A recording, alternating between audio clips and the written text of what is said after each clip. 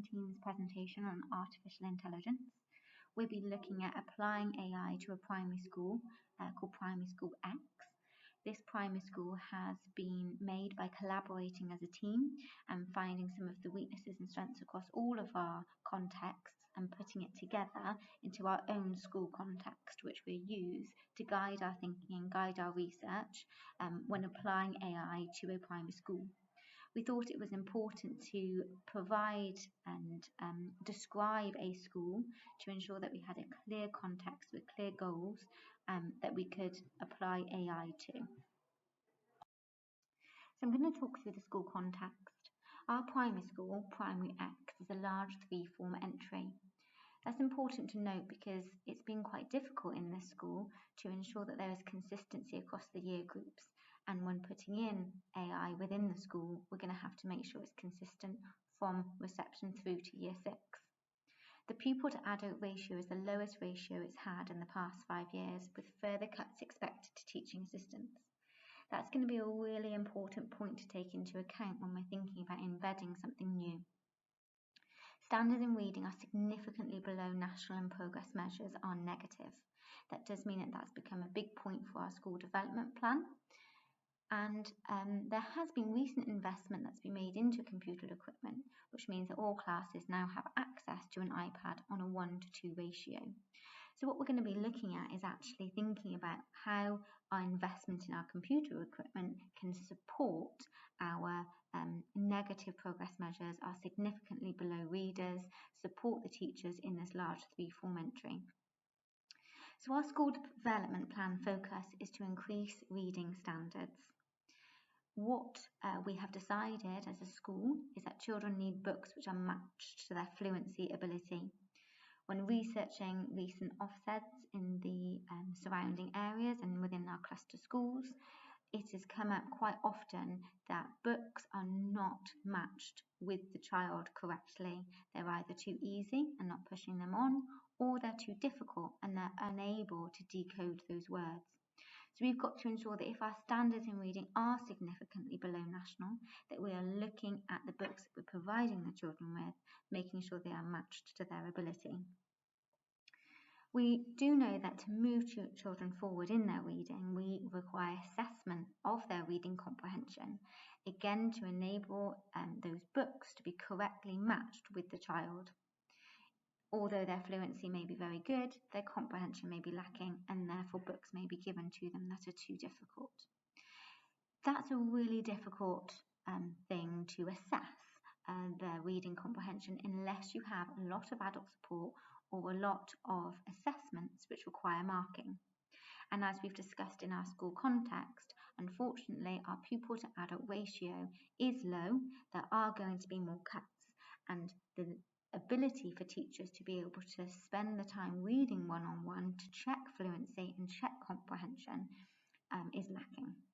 So we have got to look at how we can support these two areas of our school development plan in order to raise standards in reading.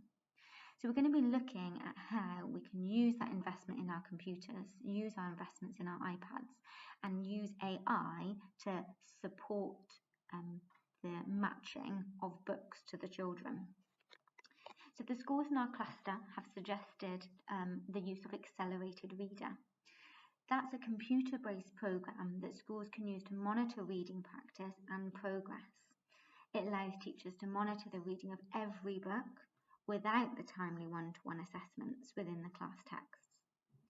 The system allows teachers which strand of reading needs support and also suggests books next in line for the child. What it does isn't take away the importance of the teacher, but it enables AI to develop reading with the teacher alongside monitoring them. And how it will work and how it's been worked in the cluster schools is that the children will have a book, and after every single book they will be able to do a test which will check their fluency and comprehension. If they haven't quite comprehended that book, the teacher is informed. They might need to step back. If they are excelling in their fluency and comprehension of each book, then it's moved forward. This AI could take away the timely assessments the timely marking of those assessments, and means that rather than assessments taking place maybe once every half term, these assessments are done after every book without the timely assessments being done one-to-one or with adult support. So further research is needed to make sure that AR can be used within our school context, and that's what we're going to go on and research ourselves. In this slide, I would like to think of how is accelerated reader used in schools and why accelerated reader is there are many computer-based programs on the market at present. Computer-based interventions have been found to be effective in helping pupils improve their reading comprehension. Accelerated reader involves reading e-books and e-textbooks to promote text comprehension alongside online quizzes and games to aid independent learning. This internet-based software is relatively inexpensive and assesses reading age and suggests books that match pupils' needs and interests. Why accelerated reader? Trials completed by EF in English secondary schools found that Year 7 pupils using accelerated reader made 3 months additional progress in reading compared to other similar groups. For pupils eligible for free school meals, the figure was 5 months additional progress. Accelerated reader works best as a hybrid model, in other words, when used in combination with other approaches led by the teacher, such as discussion, time, and debate. Teachers receive detailed instant reports of pupil progression. Pupils' learning is customized, allowing pupils to learn at own pace and monitor their own progress. Based on the promising small studies of Year 7 pupils who have not achieved Level 4 in English, EF has now funded further trials with outcomes expected this summer. As part of our strategy, we use AI through the vehicle Accelerated Reader to raise standards in reading, offer further assessment, data and grading, provide additional support, and allow individualization. The planning process and the three-stage model that we chose to use suggests that schools should engage in 3 types of planning activities which occur concurrently and interact and reinforce each other. Those 3 planning activities are developed further in our presentation, and they are futures thinking, strategic planning, and operational target setting. So, having established our strategy and the areas we wish to address, we move to identifying our objectives over a 3 to 5 year period. Supporting our staff with their everyday teaching and the monitoring of reading at school is key. Personalised targets for every student will mean that overall identification of students who either need further interventions or need extending will be easier for staff. This, in turn, will mean greater staff efficiency as they spend less time on identification and they're given more time, consequently, for work with individual students. We will be aiming to improve assessments and feedback over this time, and with targeted support, any dips in reading attainment will be negated. We'll then be able to evaluate the impact of one-to-one tuition and group work.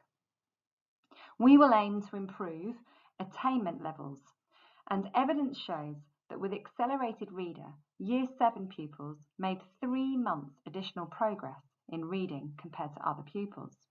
For pupils eligible for free school meals, the figure was 5 months additional progress.